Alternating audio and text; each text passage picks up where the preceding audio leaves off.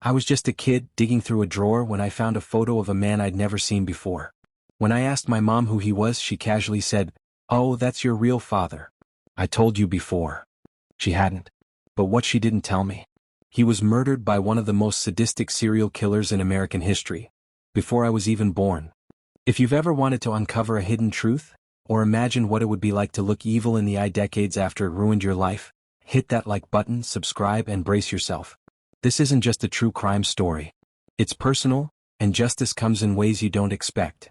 It's a weird thing growing up in a house with love, but with a shadow lingering just outside the frame. I had a dad. A good one. He taught me how to ride a bike, made pancakes on Sunday, never missed a school play. As far as I knew, that was all there was. But families hold secrets.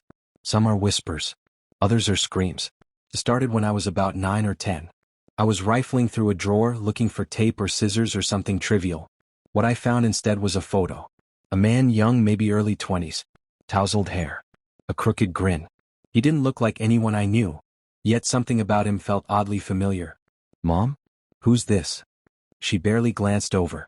"Oh, that's your biological father. I told you before." But she hadn't. I would have remembered that. That moment lodged in my brain like a splinter. I would try to forget, but curiosity always won. Who was this man? Why wasn't he in my life? And why did she mention him so lightly? I asked questions from time to time. She gave breadcrumbs. "We split up before you were born. He got into some weird religious group. He was complicated. Google searches were useless. No digital trace. No obituary. No Facebook profile. He was a ghost." Then I hit my 20s. Old enough to understand that ghosts often have names, and sometimes tombstones. One night, I was visiting my grandfather on my mom's side. Everyone else was asleep. I went deep into an online rabbit hole. And I found it. His name, Douglas Siskowski. And what I read next made the room spin. Douglas Siskowski and his new wife, Candace Walsh, were identified in 2012 from remains that had sat in a police evidence locker for 13 years. Their bones had been in the desert, forgotten, until DNA gave them back their names. They had been murdered by Robert Ben Rhodes, also known as the truck stop killer. Robert Ben Rhodes wasn't just any serial killer. He was methodical, sadistic. A trucker who used the vast stretches of American interstate to hunt women.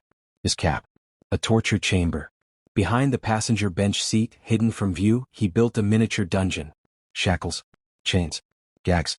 He took his victims across states, torturing them for hours, sometimes days, before ending their lives. Police estimate he could have killed dozens. Maybe over 100. He abducted women from gas stations, rest stops, diners. He looked like a tired, middle-aged guy with a trucker cap and a belly. Harmless, right? Wrong. He was killing 3 women a month at the height of his spree. The FBI had been chasing shadows. He had victims from coast to coast. And my biological father was one of them. I spiraled into research. I needed to know who Doug was beyond the bones and headlines. That's when I found it. An old skater magazine. He had placed 3rd in a freestyle skateboarding competition in Vancouver, Canada, 2 months before I was born. There he was.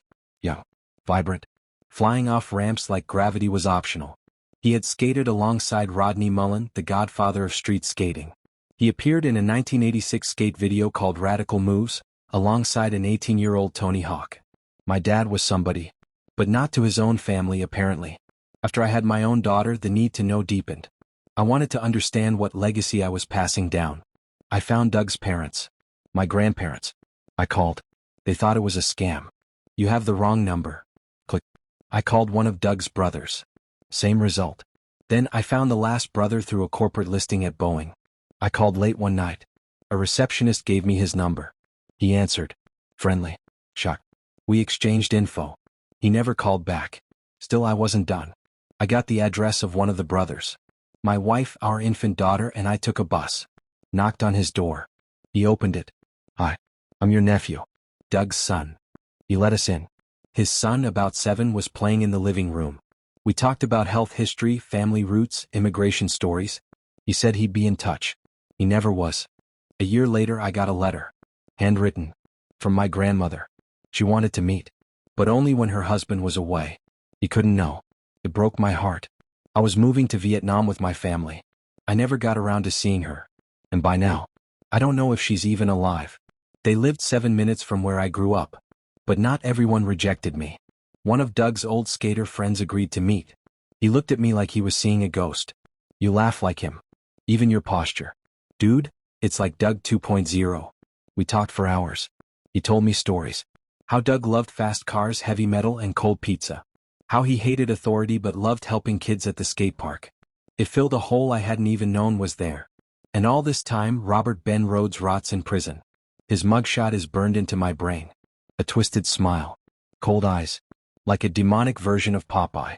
There's a photo he took of a 14-year-old girl, Regina K. Walters, hands up, scared, inside a barn. He killed her shortly after. It chills your soul. He kept a journal. He was proud of what he did. But now, he dies alone, slowly. And me? I have a family, a daughter, and a name he didn't get to erase. This is where most revenge stories end in blood. Mine ends in survival. Doug didn't get to live. But I did. And I made sure his name meant something. The people who turn me away, they don't get my time, my energy. But Doug? He gets my story. He gets remembered. And Rhodes? He gets forgotten. Justice doesn't always look like a courtroom. Sometimes it's living well. Sometimes it's naming your daughter after the father you never met. Sometimes it's refusing to be erased. If this story gave you chills, smash that like button.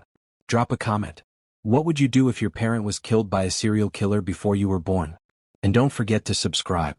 We have more true crime stories that will hit you where it hurts, and heal you in ways you didn't see coming.